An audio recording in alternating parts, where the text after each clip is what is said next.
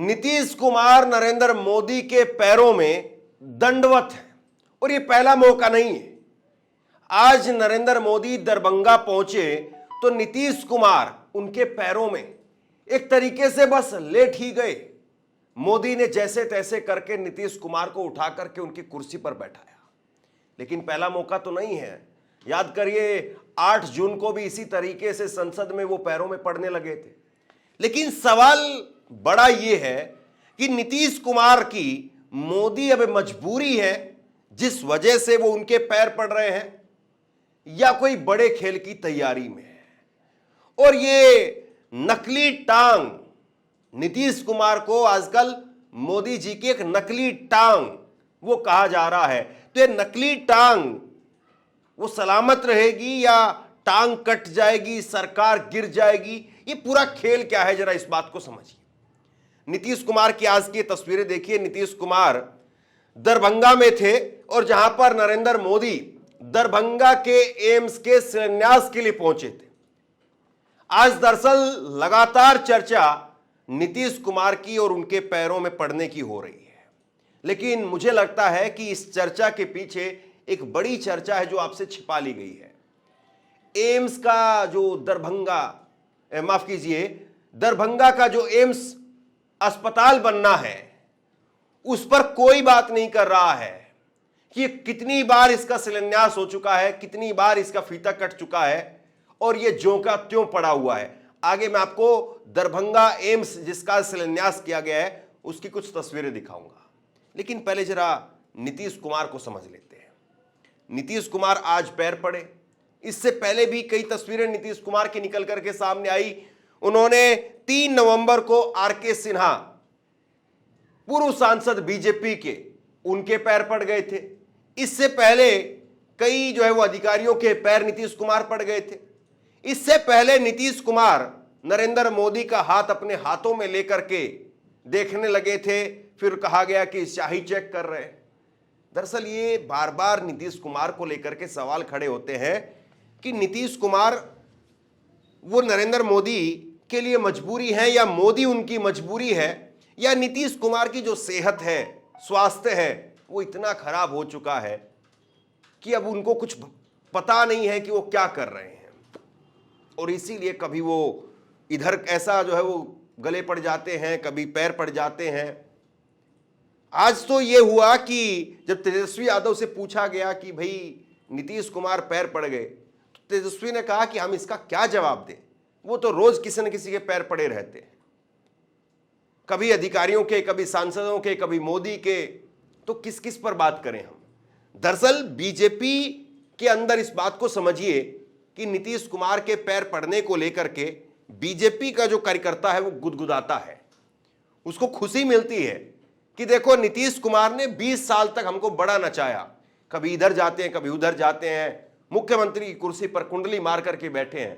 तो वो बीजेपी का कार्यकर्ता तो बड़ा गुदगुदाता है, लेकिन नीतीश का जो अपना कार्यकर्ता है या नीतीश का जो अपना वोटर है, वो बड़ी शर्मिंदगी महसूस करता है कि नीतीश कुमार जो है वो क्या कर रहे हैं। बड़ी शर्म से, लाज से जो है वो नीतीश कुमार को अब देखता है।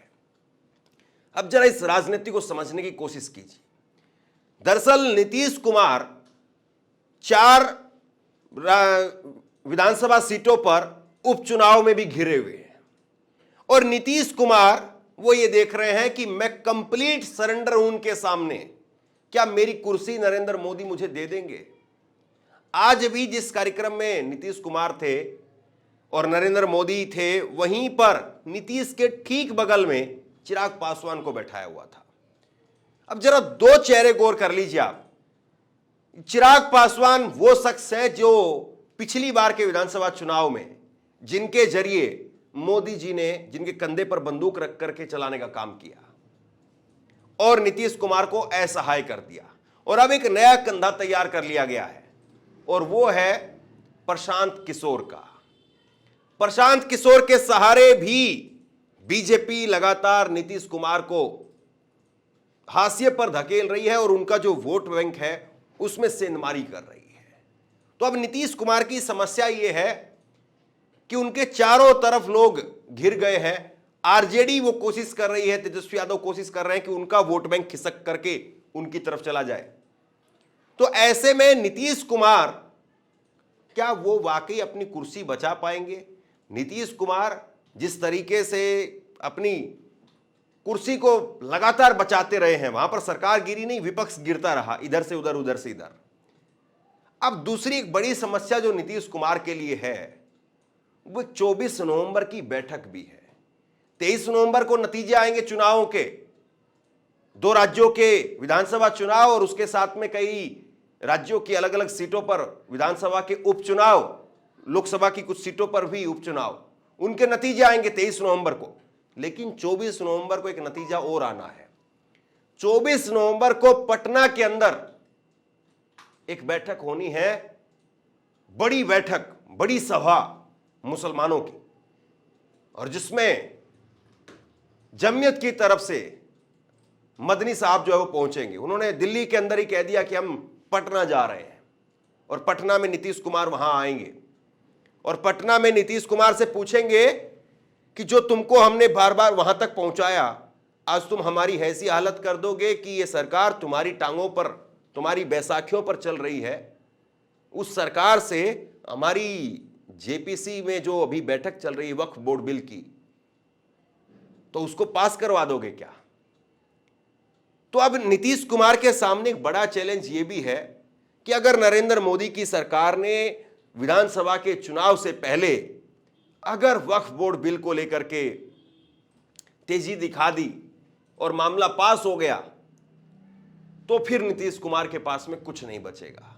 क्योंकि जो एक वोटर, मुस्लिम वोटर नीतीश कुमार के साथ जाता है कि नीतीश कुमार इफ्तार पार्टी भी मनाते हैं, खुल करके साथ भी आते हैं, या बुलडोजर वाली जो राजनीति है उससे किनारा करते हैं, या बटेंगे तो कटेंगे वाली राजनीति से किनारा करते हैं, तो जो एक मुस्लिम वोटर उनकी तरफ चला जाता है कि चलिए नीतीश कुमार रहेंगे तो सेकुलर रहेंगे, नीतीश कुमार रहेंगे तो बीजेपी को कुर्सी पर नहीं बैठने देंगे, खुद ही कुर्सी पर बैठेंगे, तो वो वोटर फिर एकदम नील बटे सन्नाटा होकर के दूसरी तरफ चला जाएगा, आरजेडी की तरफ। तो नीतीश कुमार जो पैर छू रहे हैं, इस पैर छूने के पीछे जो असली खेल है ना, वो असली खेल यही है कि किसी भी तरीके से मोदी जी आपको जो चाहिए मैं देने के लिए तैयार हूं, लेकिन मेरी कुर्सी बची रहे। बहुत बार खबरें निकल करके सामने आती कि नीतीश कुमार बगावत करेंगे, नीतीश कुमार अब जो है पलटी मारेंगे, कुर्सी गिर जाएगी नरेंद्र मोदी की। दरअसल वो नरेंद्र मोदी की कुर्सी गिरा पाने की हैसियत में अब नहीं बचे हैं, वो अपनी कुर्सी बचाने के लिए मिन्नतें कर रहे हैं। और ये जो आज पैर छूने की जो बात निकल करके सामने आई, जिसमें एक बड़ी बात छुप गई, वो है दरभंगा का एम्स अस्पताल।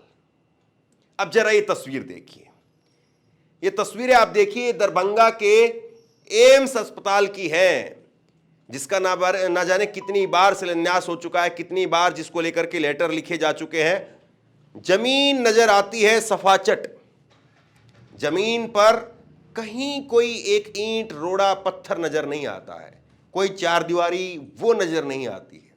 नरेंद्र मोदी इसका पहले भी शिलान्यास करके जा चुके हैं, और आज भी नरेंद्र मोदी इसका जब फिर से शिलान्यास कर रहे थे तो नीतीश कुमार ने क्या कहा वो जरा सुनिए।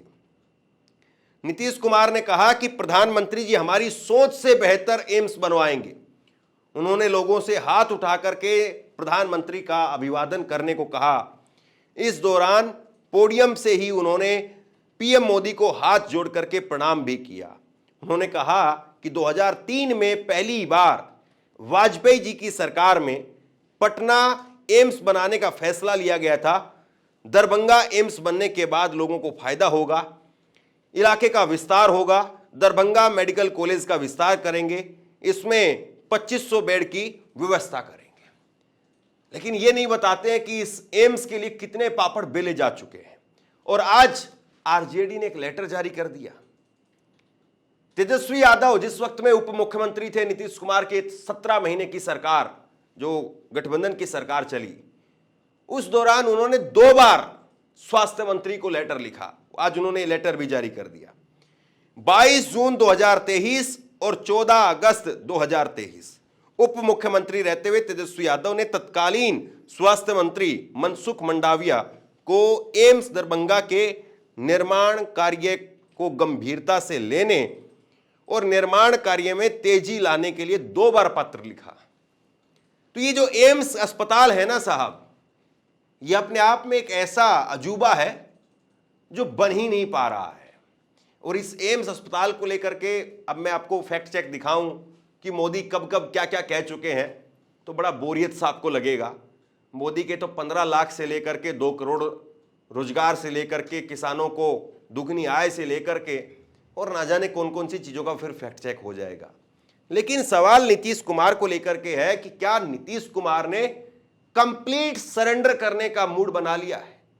नीतीश कुमार इतने डर गए हैं, जो एक वक्त में यह कहते थे कि यहां पर एक ही मोदी है, दूसरे मोदी की आवश्यकता नहीं है। मैं बात उस वक्त की कर रहा हूं जब नरेंद्र मोदी गुजरात के मुख्यमंत्री थे और सुशील मोदी उस वक्त में बिहार में, आज सुशील मोदी नहीं है इस दुनिया में, लेकिन सुशील मोदी उस वक्त में बिहार में बीजेपी के नेता हुआ करते थे, नीतीश कुमार के पार्टनर थे। तब नीतीश कुमार कहते थे कि बिहार में एक ही मोदी काफी है, सुशील मोदी, दूसरे मोदी की हमें आवश्यकता नहीं है। और एक वक्त ऐसा आया जब नरेंद्र मोदी की ताजपोशी की गई तो नीतीश कुमार ने किनारा कर लिया। लेकिन देखिए साहब, वक्त कैसे बदलता है और नीतीश कुमार की पलटी मार की जो छवि वो कैसे बनी। तो अब जो पैर छूने वाली जो तस्वीरें हैं ना, वो अपने आप में एक नई कहानी को दर्शाती हैं कि यहां पर कहानी पूरी कंप्लीट खत्म हो चुकी है, सरेंडर कर चुकी है, या वाकई नीतीश कुमार की कहानी में कुछ दमखम बचा है, या नरेंद्र मोदी के सामने पूरी तरीके से नीतीश कुमार अपनी कुर्सी को बचाने के लिए नतमस्तक हो चुके हैं। और क्या नरेंद्र मोदी नीतीश कुमार की कुर्सी वो बख्श देंगे? और उससे भी बड़ा सवाल ये कि क्या तेजस्वी यादव इस बार विधानसभा चुनाव में वो मौका भी आने देंगे? आप लोग क्या सोचते हैं? नीचे कमेंट बॉक्स में लिख करके जरूर बताइए। इस वीडियो को शेयर कीजिए और इसी तरह की तमाम खबरों के लिए ऑनलाइन न्यूज़ इंडिया को सब्सक्राइब कीजिए। आपका बहुत बहुत धन्यवाद।